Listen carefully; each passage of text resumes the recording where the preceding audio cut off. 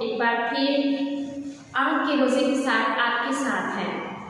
पाक कलाम में लिखा है कि हम कभी कभी कान रखते हुए नहीं सुनते और आंखें रखते हुए नहीं देखते।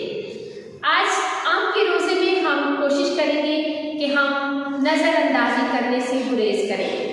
आज हम एक अच्छी नज़र के साथ, एक एक्टिव नज़र के साथ अपने इर्द गिर्द माहौल पर नज़र करेंगे, अपने आसपास चीज़ों पर गौर करेंगे कि आया कोई चीज़ खराब तो नहीं हो रही।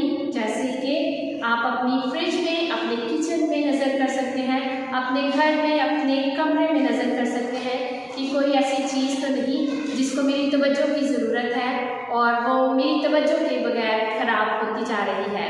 या हम देख सकते हैं कि कहीं पानी ज़ाया हो रहा है तो हम उसको सेव करने की कोशिश करेंगे।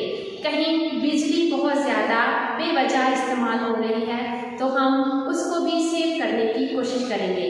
यूँ हम आज का सारा दिन गुजारेंगे कि हम नज़रअंदाजी से गुरेज करें और चीज़ों को तवज्जो देकर उनको बचाने की, उनकी हिफाजत करने की कोशिश करेंगे। Thank you.